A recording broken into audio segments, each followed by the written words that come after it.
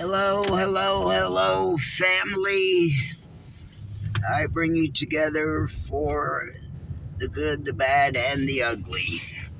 So, I just had to do a something or other, post all these freeze frames on my Facebook so I could erase them. So there was so many. I mean, I can't even begin to describe to you how many confirmations were in my analyze. Every single one with big numbers has got 347 in it, 147 twice in some. All of them are in so many of my analyze. So there was a full page of them. So I put them all as a post on Facebook so I could get rid of them so I could do a video with hopefully little to no interruption. So, I bring you, unfortunately, somewhat of praise report and some bad news. So if you know my story or if you don't, I'm friends with this guy, Deezy. Deezy was my friend, also drug dealer. We've known each other for 20 years now plus. And Deezy's brother, Brian, used to have this girlfriend, Ann.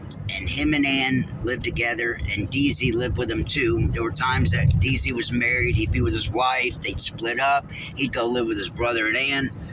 And Ann had a son, Warren. Warren is in his 30s, got hooked on drugs, got in a hit and run, I'm not sure if it was a hit and run or he nodded off and hit a police car some years back, and then he took off to Colorado. I don't really know what happened to become of it, but if you know my story, you'll know who Don is. Don is one of the guys, friends with them, and I met on that big job, and Don called me this morning. Actually, he messaged me, and so I messaged back, and then I called him. Warren just had a heart attack and died, okay? Don't know. He says not about drugs. He just had a bad heart. He had open heart surgery way back when.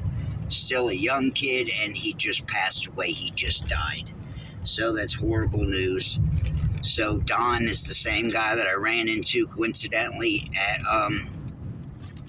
Cracker Barrel on Thanksgiving.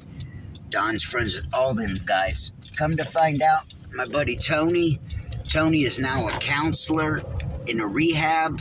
He was baptized. He said Tony has completely changed his life around. So that's a praise report. That's good to hear and know. My buddy Deezy's on methadone. So is the guy Wes.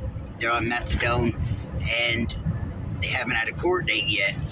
For those that are new and haven't kept up the story, my buddy Deezy, my drug dealer, moved in with this guy, and he was hot, and the police came and raided them, and the guy that got murdered at the gas station, his son threw a bag of heroin in Wes's room when the police came, and Wes got a trafficking charge for this other kid's dope. They still haven't gone to court yet. So that's what's going on. And this was some time ago, a couple of years now. So I don't know how they've not gone to court. So there again, Deezy's cleaned up his act. So is Wes, supposedly. And Tony is a counselor now. He's cleaned up his act. And the kid, Warren, has died. Heart attack, so this is bad news.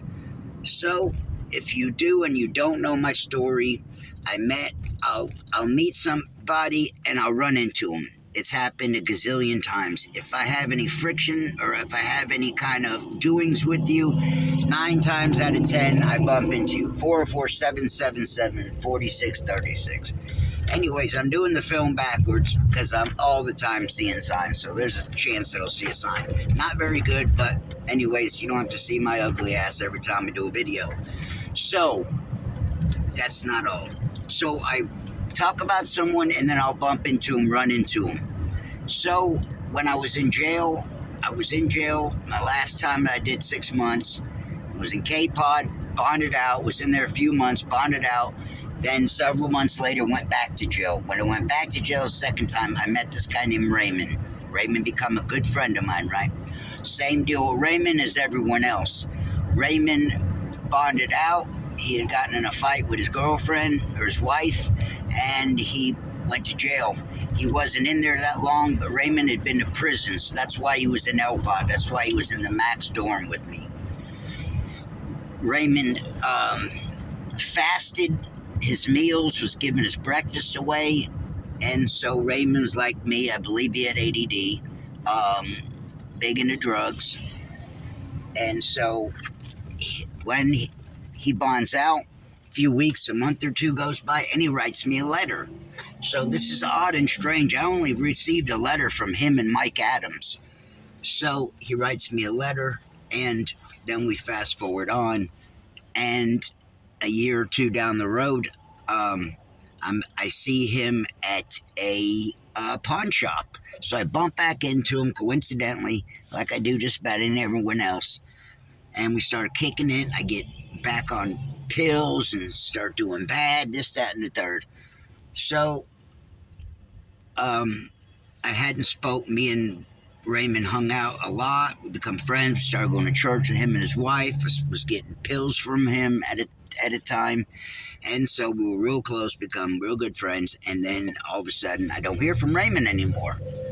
So I just heard from Raymond last week, and he has a wife, or had a wife. They split up, and he moved in with this younger girlfriend, and he was having problems with one of the roommates, and he winds up smacking the guy upside the head with a golf club, something along these lines, right? So he gets 16 months in prison. Said he'd been, like I said, he said he got aggravated battery, something like that, serious charge, and he just got out from doing 16 months. So this is the story.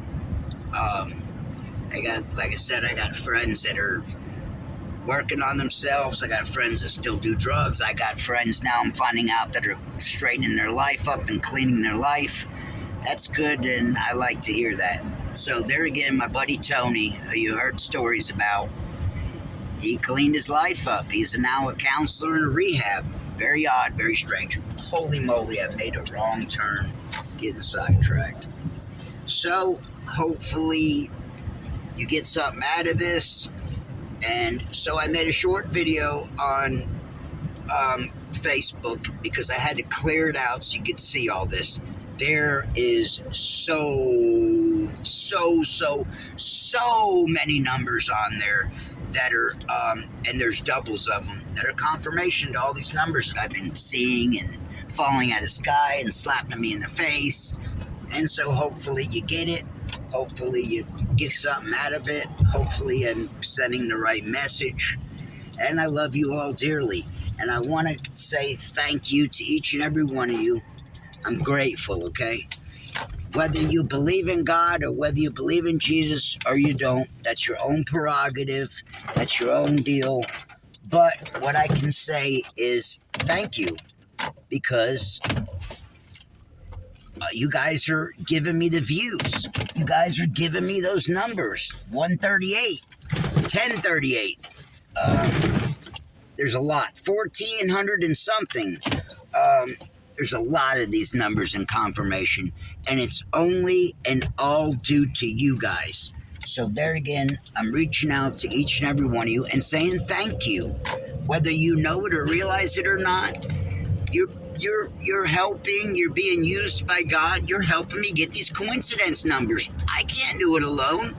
So that's on you guys. So thank you.